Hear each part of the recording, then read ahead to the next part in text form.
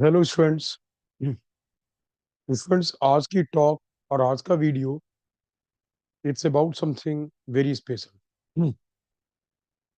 Recently मैंने YouTube में video देखी कोई, जो कि एक सर हैं जो कि 11th 12th और जेई के लिए, जेई और नीट के लिए फिजिक्स कराते हैं। और वो अपनी क्लास में प्रैक्टिकल के थ्रू स्टूडेंट्स को सब्जेक्ट मैटर क्लियर करते हैं, प्रैक्टिकल करते हैं और उसके थ्रू सब्जेक्ट मैटर क्लियर करते हैं। तो प्रैक्टिकल के थ्रू फिजिक्स पढ़ाना, कि प्रैक्टिकल करके भी दिखाना जो थ्योरी है, ऑब्वियसली वो काफी इनहेंस करता है लर्निंग को। This is great. लेकिन पॉइंट क्या है कि प्रैक्टिकल जो दिखाया जा रहा वो भी ठीक है, हैपनिंग इज ओके, बट अगर मान ली उसका एक्सप्लेनेशन गलत हो गया तो क्या?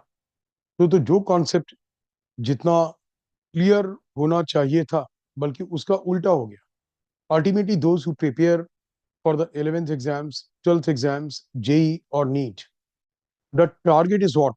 The very clear theory, the very clear concepts, so that कि उस पे बेस्ड कोई भी क्वेश्चंस हो वो क्वेश्चन सॉल्व हो जाए।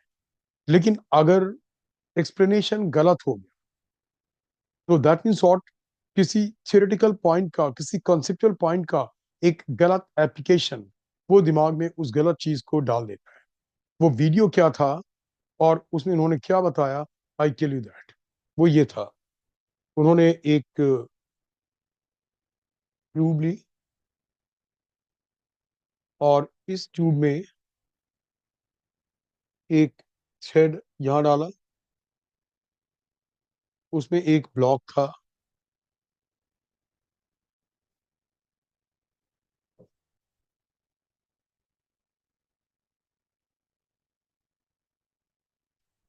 M1 मास का, और ये थ्रेड यहाँ पे आया था, इसमें एक M2 मास का ब्लॉक। और उस ट्यूब को बहुत तेजी से रोटेट करा रहे थे। तो ब्लॉक को तेजी से रोटेट, इस ट्यूब को तेजी से रोटेट कराएंगे, ये वाला ब्लॉक भी क्या होगा, ट्यूब के साथ साथ सर्कुलर पाथ पे रोटेट करेगा। जो ये ब्लॉक होगा ना वो भी क्या करेगा, सर्कुलर पाथ में बहुत तेजी से रोटेट करेगा। जैसे से ये ट्यूब को रोटेट कराएंगे तो ये ब्लॉक भी रोटेट करेगा। तो in the experiment what he was showing is कि जैसे जैसे वो स्पीड इंक्रीज करते हैं ट्यूब की रोटेशन की, इसकी जो ट्यूब की ओमेगा है वो इंक्रीज करते हैं रोटेशन की स्पीड, तो ये जो ब्लॉक है ये और बाहर आता जाता है। मतलब स्पीड इंक्रीज करेंगे तो ये ब्लॉक थोड़ा सा ऊपर आएगा और ये ब्लॉक थोड़ा और बाहर जाएगा, और सर्कल की रेडियस इंक्रीज होती जाएगी। स्पीड थोड़ी और बढ़ाई तेजी से, ये ब्लॉक थोड़ा और बाहर गया और इसका सर्कल का रेडियस थोड़ा और बड़ा हो गया, और ये ब्लॉक थोड़ा सा और ऊपर आ गया। M1 मास वाला ब्लॉक ऊपर आता गया, तो स्ट्रिंग की जो लेंथ है ये लेंथ यहाँ पे आती। This was experiment. उनका एक्सप्लेनेशन क्या था? उनका एक्सप्लेनेशन था कि ये देखो, ये सेंट्रीफ्यूगल फोर्स है। ये सेंट्रीफ्यूगल फोर्स, बच्चे ऑब्जर्वर थे and he was the observer, और बच्चे ऑब्जर्वर थे। तो बच्चों को दिखाई दे रहा था कि ये ब्लॉक सर्कुलर पाथ में रोटेट कर रहा है, और जैसे जैसे वो रोटेशन की स्पीड बढ़ाते हैं तो ये ब्लॉक और बाहर जाता जाता, मतलब सर्कुलर पाथ की रेडियस और इंक्रीज करती जाती। तो ही वाज टेलिंग देम कि ये देखो, सेंट्रीफ्यूगल फोर्स बाहर की ओर लग रहा है और उस सेंट्रीफ्यूगल फोर्स से बाहर जा रहा है। ओके, अभी मैं इस एक्सपेरिमेंट के एक्सप्लेनेशन पे आऊंगा थोड़ी देर के बाद। पहले मैं आपको सेंट्रीपिटल फोर्स, सेंट्रीफ्यूगल फोर्स क्या है, मैं एक बार एक्सप्लेन करता हूँ। Look at this. तो बच्चों, आप ये देखेंगे कि आपके पास एक डिस्क है। सपोज एक डिस्क है, और ये डिस्क वर्टिकल एक्सिस के अबाउट एक हॉरिजॉन्टल प्लेन में रोटेट कर सकती है। एक्सिस इज वर्टिकल और डिस्क का प्लेन हॉरिजॉन्टल है, और हॉरिजॉन्टल प्लेन में डिस्क रोटेट करेगी। ठीक। सपोज कि डिस्क किसी ओमेगा एंगुलर से रोटेट कर रही है, और डिस्क में एक स्मॉल आर से दूर एक्सिस से एक एम मास का ब्लॉक रखा हुआ है। ये ब्लॉक भी रखा हुआ है, और डिस्क के रोटेशन के साथ साथ ये ब्लॉक भी रोटेट कर रहा है। जैसे जैसे डिस्क रोटेट करी तो ब्लॉक भी क्या है, स्लिप नहीं कर रहा, बल्कि ब्लॉक उसी में रखा हुआ है और ब्लॉक भी साथ साथ रोटेट कर रहा है। Now suppose you are the observer, ठीक है ना। हम इसे ग्राउंड से ऑब्जर्व करते हैं और ग्राउंड से ऑब्जर्व करने में हमें ये ब्लॉक सर्कुलर पाथ पे चलता हुआ दिखाई देता है, ठीक है ना। अब देखो हम सेंटीपिटल फोर्स क्या होता है, सेंटीपिटल फोर्स किसे बोलते हैं, सेंटीपिटल फोर्स कैसे आता है। आप देखो, अगर एक बॉडी एक सर्कुलर पाथ में चलती है, उसकी स्पीड कांस्टेंट है, उसकी स्पीड सर्कुलर पाथ में v लगातार कांस्टेंट है, तो फिर भी वेलोसिटी तो चेंज हो रही है, because velocity is what, rate of change, velocity is what, vector quantity, velocity vector quantity है। तो जब वो v स्पीड से r रेडियस के सर्कुलर पाथ पे ब्लॉक चलेगा तो उसकी वेलोसिटी लगातार चेंज होगी। And acceleration is what, rate of change of velocity, velocity vector quantity है। इसका मतलब ये हुआ कि velocity can change itself by the change of its magnitude or velocity can change itself by the change of its direction। मतलब velocity के magnitude में change है तभी वेलोसिटी में चेंज होगा, वेलोसिटी के डायरेक्शन में चेंज है तभी वेलोसिटी में चेंज होगा, राइट। तो जब बॉडी सर्कुलर पाथ पे चलती है उसकी स्पीड कांस्टेंट है, यानी कि वेलोसिटी का मैग्नीट्यूड कांस्टेंट है, लेकिन वेलोसिटी की डायरेक्शन चेंज हो रही है, तो उससे उसमें क्या होगा, एक एक्सेलरेशन होगा। और ये एक्सेलरेशन जब हम कैलकुलेट करते हैं तो इसका मैग्नीट्यूड आता है वी स्क्वायर बाई आर। ये एक ट्रिग्नोमेट्रिक्स में हम कैलकुलेट करते हैं तो इसका मैग्नीट्यूड कितना आता है, वी स्क्वायर बाई आर, और इसकी डायरेक्शन क्या आती है, सेंटर की। ठीक है ना। तो दैट मीन्स व्हाट, कि जब एक बॉडी v कांस्टेंट स्पीड से r रेडियस के सर्कुलर पाथ पे चलेगी तो because of change of direction of velocity उसमें एक एक्सेलरेशन होगा v स्क्वायर बाई r, और उसका डायरेक्शन सेंटर की ओर होगा। नाउ से आपको पता है बच्चों की, आप न्यूटन लॉ से आपने क्या पढ़ा है, किसी भी एक्सेलरेशन के प्रोड्यूस कराने के लिए आपको एक फोर्स की रिक्वायरमेंट होगी।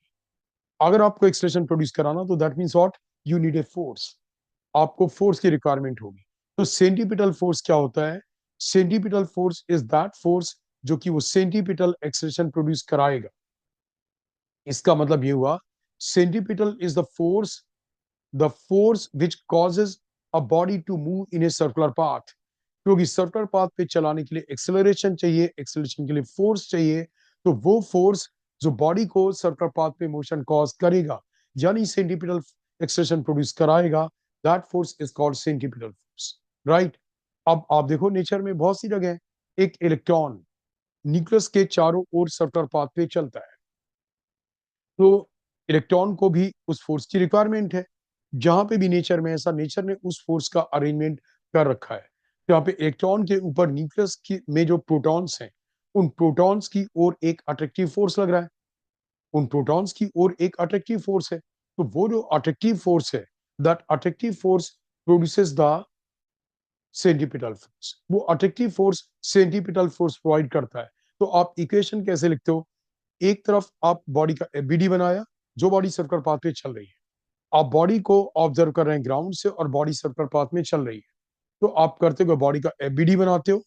एबीडी में जो भी फोर्सेस लग रहे हैं उनका नेट फोर्स आप सेंटर की ओर निकालोगे कितना है, तो ये आप लेफ्ट हैंड साइड में इक्वेशन ये रखोगे, and you keep this force equal to what, m v square by r, और in terms of omega, m omega square into r, आप उसके इक्वल रख दोगे।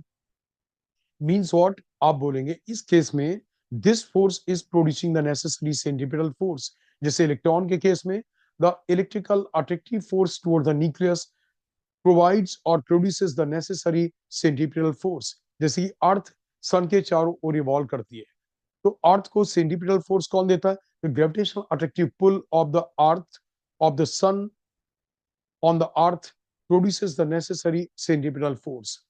तो कहीं पे भी, कहीं कोई भी बॉडी सर्कुलर पाथ पे चल रही, आपको सर्कुलर पाथ पे दिखाई दी, आपने उसका एबीडी बनाया और नेट फोर्स निकाला सेंटर की ओर, उन फोर्सेस को इक्वल कर दिया, m v square by r या m omega square into r, इसके इक्वल कर दिया, ये सेंटीपिटल फोर्स है, राइट। मैं यहाँ पे दिखाता हूँ आपको, आपको जो एम मास का ब्लॉक है ये डिस्क के साथ साथ रोटेट कर रहा है आर रेडियस के सर्कुलर पाथ, इसे भी सेंटीपिटल फोर्स की रिक्वायरमेंट होगी बच्चों। तो स्टूडेंट जो इसे सेंटीपिटल फोर्स की रिक्वायरमेंट है, इसे कहां से मिल रहा है, अगर डिस्क परफेक्टली स्मूथ होती, डिस्क और ब्लॉक के बीच में कोई फ्रिक्शन नहीं होता, तो जब आप डिस्क को रोटेट कराते तो ब्लॉक बाहर की ओर स्लिप कर जाता। आप जब डिस्क को रोटेट कराते तो ब्लॉक क्या करता, डिस्क ब्लॉक के साथ साथ रोटेट नहीं करता, ब्लॉक बाहर की ओर स्लिप कर जाता। राइट। आप इसे इनर्शिया से भी कह सकते थे कि अगर ब्लॉक और डिस्क के बीच में कोई फ्रिक्शन नहीं है तो डिस्क का वो पॉइंट आगे जाएगा, ब्लॉक आगे नहीं जाएगा। तो वो उस ब्लॉक के उस पॉइंट के रिलेटिव क्या हुआ, जैसे वो बाहर की ओर जा रहा है, वो बाहर की ओर स्लिप कर जाता है। मतलब व्हाट, कि अगर फ्रिक्शन नहीं होता तो ब्लॉक बाहर की ओर स्लिप करता। अब फ्रिक्शन है, यहाँ पे सफिशिएंट फ्रिक्शन इज प्रेजेंट। तो क्योंकि बाहर की ओर स्लिप करने की टेंडेंसी आती रोटेशन से, तो अब फोर्स ऑफ फ्रिक्शन क्या करेगा, उस स्लिप करने की टेंडेंसी को अपोज करेगा, फोर्स ऑफ फ्रिक्शन अंदर की ओर लगा, तो फोर्स ऑफ फ्रिक्शन अंदर की ओर लगा। अब सेंटीपिटल फोर्स भी हमें अंदर की ओर ही नीडेड है, तो that force of friction becomes the centripetal force mv square by r, और that equal to m omega square into r। आप समझ गए मेरी बात। अगर इसकी इस पॉइंट पे स्पीड v है, एंगुलर वेलोसिटी ओमेगा, तो या तो mv स्क्वायर बाई r या m into omega square into r। This is clear ना। मीन्स की force of friction is producing, आपने एबीडी बनाया, mg नीचे n ऊपर और टेंडेंसीज की बाहर जाने की है, तो फोर्स ऑफ फ्रिक्शन अंदर की ओर लगा, सेंटर की ओर। तो that centripetal force is being provided by this force of friction. This clear. अब देखो क्या होता है कि अगर हम इसके ओमेगा को ज्यादा करते हैं, फोर्स ऑफ फ्रिक्शन की एक लिमिट है, the maximum value of force of friction could be what, mu m g. Reaction N ऊपर एम जी नीचे, तो N equal to m g. तो फोर्स ऑफ फ्रिक्शन की मैक्सिमम वैल्यू क्या होगी, मीन टू एन। स्लिपिंग की tendency के opposite, slipping की टेंडेंसी बाहर की ओर थी, तो फोर्स ऑफ फ्रिक्शन अंदर की ओर लगा। राइट। अब ये फोर्स ऑफ फ्रिक्शन जो अंदर की ओर लगा, ये सेंटीपिटल फोर्स प्रोवाइड करेगा m omega square into r और m v square by r. तो अब आप देखो कि अगर आप करते क्या है आप, कि अगर आप इसका ओमेगा इंक्रीज करते हैं, आप इसका ओमेगा इंक्रीज करते हो डिस्क का, म्यू एम जी तो लिमिटेड है, इससे ज्यादा फोर्स ऑफ फ्रिक्शन नहीं हो पाएगा। तो अगर आपने ओमेगा इतना इंक्रीज किया कि ये m omega square into r की वैल्यू म्यू एम जी से भी ज्यादा होगी, एम ओमेगा स्क्वायर आर की वैल्यू क्या होगी, म्यू एम जी से भी ज्यादा होगी, तो ये ब्लॉक क्या करेगा, friction is not enough to produce the necessary centripetal force, तो ये ब्लॉक बाहर की ओर क्या करेगा, स्लिप कर जाएगा। दिस क्लियर ना। बिल्कुल वही चीज हम सैटेलाइट में भी करते हैं, सैटेलाइट में करते हैं। सैटेलाइट के ऊपर अर्थ का अट्रैक्टिव फोर्स है, तो that attractive force provides the necessary centripetal force. अब अगर आप सैटेलाइट की वेलोसिटी ज्यादा कर देते हो, तो जो अट्रैक्टिव फोर्स है उस पर्टिकुलर डिस्टेंस में वो तो सेम, वो तो कांस्टेंट है, उसकी वैल्यू तो ज्यादा नहीं इंक्रीज हो रही है, लेकिन एम वी स्क्वायर की वैल्यू आपने ज्यादा कर दी, तो that means what, attractive force will not be enough to produce the necessary centripetal force, और वो सैटेलाइट क्या होगा, बाहर की ओर चला जाएगा। दिस इज क्लियर ना। अब सेंट्रीफ्यूगल फोर्स को कैसे बोलते हैं हम, सेंट्रीफ्यूगल फोर्स कभी भी अर्थ के ऑब्जर्वर को दिखाई नहीं देगा। उसके लिए क्या होगा, जैसे यहीं पे सेंट्रीफ्यूगल फोर्स क्या है, आप तो सबसे पहले non inertial frame. Non inertial frame क्या होता है, कोई भी accelerating frame is a non inertial frame. मतलब जिस फ्रेम में कोई एक्सेलरेशन है तो नॉन इनर्शियल फ्रेम है। And you must be knowing कि अगर आप एक बॉडी को नॉन इनर्शियल फ्रेम से ऑब्जर्व करते हैं, बॉडी नॉन इनर्शियल फ्रेम के ऊपर हो या ना हो उससे कोई फर्क नहीं पड़ता, but observer non inertial frame में है, तो उस बॉडी के ऊपर एक स्यूडो फोर्स लगता है, स्यूडो फोर्स और द फिक्टिशियस फोर्स, जिसका अमाउंट कितना इक्वल होगा, उस बॉडी के मास इनटू फ्रेम के एक्सेलरेशन के। मतलब अगर एक कोई कोई कार एक स्टेशन से इस ओर जा रही है, और आप कार के अंदर से ऑब्जर्व करते हो एक ब्लॉक, कार के अंदर से आपने एक ब्लॉक को ऑब्जर्व किया, कार एक स्टेशन से इस ओर जा रही है, तो इसके एक्सेलरेशन के ऑपोजिट ब्लॉक का मास m, कार का acceleration a, m into a force car के एक्सेलरेशन के ऑपोजिट लगेगा, and that is called what, pseudo force. मतलब किसी भी नॉन इनर्शियल फ्रेम से फ्रेम के एक्सेलरेशन के ऑपोजिट एक स्यूडो फोर्स लगता है, ठीक है ना, एक फोर्स रहेगा, and that is force is called what, pseudo force non inertial frame से। ऑब्जर्वर का नॉन इनर्शियल फ्रेम में होना जरूरी है। अब यहाँ पे क्या हुआ, अगर मैं इस ब्लॉक को डिस्क के ऊपर से ही ऑब्जर्व करूं, मतलब मैं ऑब्जर्वर हूं और मैं बिल्कुल ब्लॉक के बगल में, ऑब्जर्वर अपने आप को कहीं पे भी महसूस कर सकता है, ठीक है ना। So I am imagining what, I am on the disc, बिल्कुल by the side of the block. तो अब मेरा फ्रेम कैसे हुआ, मैं रोटेट कर रहा हूँ, मैं डिस्क के साथ साथ रोटेट कर रहा हूँ। तो कोई भी बॉडी जो सर्कुलर पाथ पे चलती है, अभी भी बताया, उसका एक एक्सेलरेशन सेंटर की ओर होता है। तो डिस्क के जिस पॉइंट पे मैं खड़ा हुआ हूं, या मान कि मैं ब्लॉक को ही मान लेता हूँ, block is block and block itself is the observer. तो ब्लॉक जिस डिस्क के जिस पॉइंट के ऊपर है, वो पॉइंट सर्कुलर पाथ में चल रहा है, यानी उस पॉइंट का सेंटर की ओर एक एक्सेलरेशन है। तो तो ब्लॉक के ऊपर एक स्यूडो फोर्स रहेगा बाहर की ओर, और सर्कुलर मोशन में इसी स्यूडो फोर्स को हम सेंट्रीफ्यूगल फोर्स बोलते हैं। तो स्यूडो फोर्स से सेंट्रीफ्यूगल फोर्स यहाँ पे दिखाई किसे देगा, दिखाई उन लोगों को देगा जो लोग नॉन इनर्शियल फ्रेम में हैं, जो लोग नॉन इनर्शियल फ्रेम में हैं।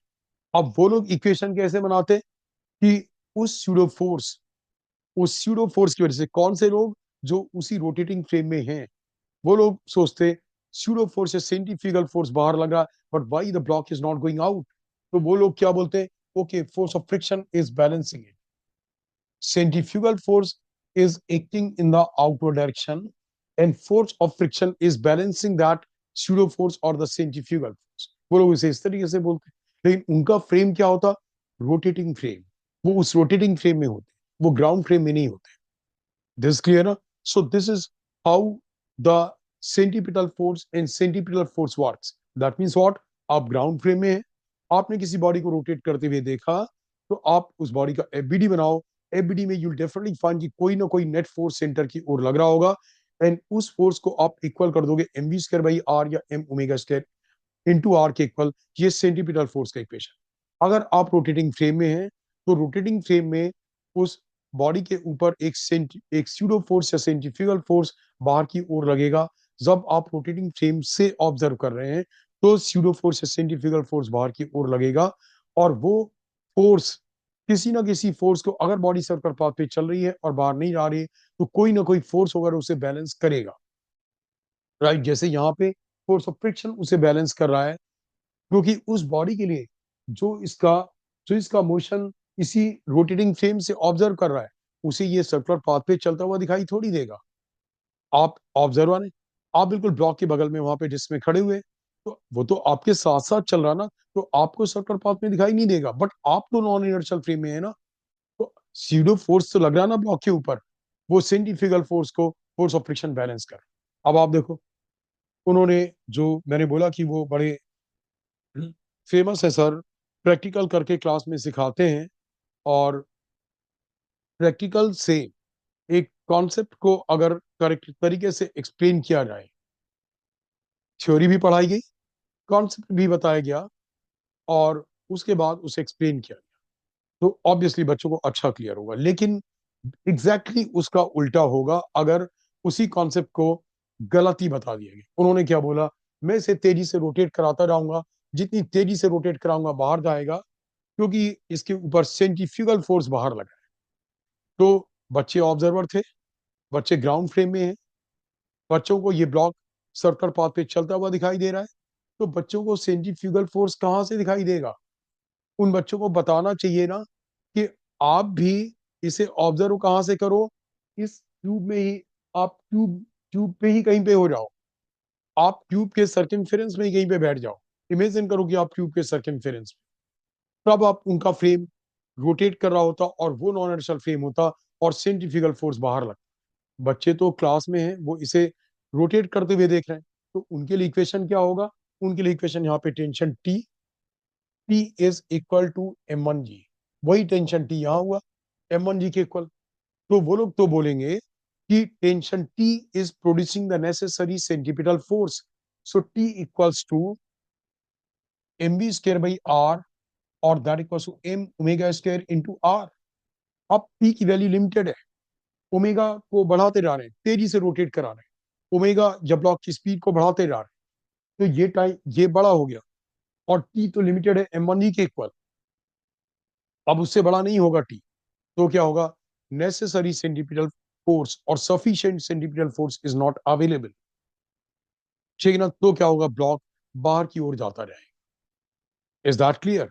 सो मीन्स व्हाट, वहां पे देखो सेंट्रीफ्यूगल फोर्स को उन्होंने बिल्कुल गलत तरीके से यूज किया। क्लास के बच्चों को ब्लॉक रोटेट करते हुए दिखाई दे रहा है, तो उन्हें सेंट्रीफ्यूगल फोर्स दिखाई नहीं देगा। अगर उनसे बोला रहा था कि आप इमेजिन करो कि आप इस नॉन इनर्शियल फ्रेम में हो, तो फिर आपको स्यूडो फोर्स दिखाई देगा। तो यहाँ पे बस क्या बताना था कि tension T is equal to M one G, it can not be more than this. जब ओमेगा को हम इंक्रीज करेंगे तो T becomes lesser than the required centripetal force, so the block is going out because T कम हो गया और required centripetal force क्या है, ज्यादा है। Is that clear students? So that means what, practical से चीजें जितनी जल्दी करेक्ट होती, जितनी जल्दी क्लियर होती है, थ्योरी बताई गई, प्रैक्टिकल में उसका बिल्कुल करेक्ट एक्सप्लेनेशन और करेक्ट फॉर्म में मिल गया, क्लियर होती, नहीं तो क्या होता, कॉन्सेप्ट उतना ही बिगड़ जाता है। अब जिन बच्चों का एक कॉन्सेप्ट बिगड़ा, उनको उसे इरेज करने में भी क्या होगा, एक उतना ही एफर्ट करना पड़ेगा। सिमिलरली मैं एक और वीडियो आपको भेजूंगा। मैंने देखा एक कोटा के बहुत फेमस सर हैं, अच्छे सर हैं, बहुत फेमस भी हैं और बहुत अच्छे भी हैं, जी एडवांस के लिए भी अच्छा पढ़ाते हैं। और उन्होंने एक क्वेश्चन अपने इसी तरीके से एक्सपेरिमेंट क्लास में बताया, और उसमें उन्होंने उसका जो करेक्ट आंसर होता है, बिल्कुल उसका उल्टा आंसर बताया। और जेई मेन में बिल्कुल एग्जैक्टली एक ऐसा ही क्वेश्चन आया। अब वो वीडियो जिन 5-6 लाख बच्चों ने देखी होगी, उन्होंने बिल्कुल उसका एग्जैक्टली उल्टा आंसर बताया। और वो लोग, बिकॉज अच्छे टीचर पे लोग ऑब्वियसली ट्रस्ट करते हैं, वो लोग उसका गलत आंसर करके आ गए होंगे। सो दैट मीन्स व्हाट, कि ये टीचिंग इज आवर प्रोफेशन। साथ में है कि हम जब चीजों को बहुत कई बार वेरीफाई कर लें, हमें पता होगी ये करेक्ट है, तो उसके बाद वो चीजें बच्चों के सामने लानी चाहिए, क्योंकि ये बच्चों को सिखाना भी है, जिससे कि बच्चे सीख करके बच्चे नए इनोवेशन जनरेट करेंगे। बट इस लेवल पे जेई मेन में सिलेक्शन, जेई एडवांस में सिलेक्शन, नीट में सिलेक्शन, स्कूल और बोर्ड एग्जाम से अच्छे मार्क्स लाना, जिसके लिए थ्योरी शुड बी बिल्कुल परफेक्टली क्लियर, लेकिन वो एक्सपेरिमेंट जिसे कि थ्योरी को गलत समझा दिया गया, तो वो तो totally loss. Phenomenon is right, ऐसा होगा, बट उनका एक्सप्लेनेशन गलत, जो कॉन्सेप्ट है वो गलत एक्सप्लेन कर दिया। सो टेक केयर, और चीजों को करेक्टली समझो, और उसे यूज करके get the good ranks and get the good marks. All right students, एक छोटी सी इसमें यहाँ पे मेरे, मैं बोल ठीक रहा था, बट मेरे लिखने में एक गलती हो गई थी, ये m omega square r, I was speaking m omega square into r, but लिखने में m omega square by r. So ये जो होगा,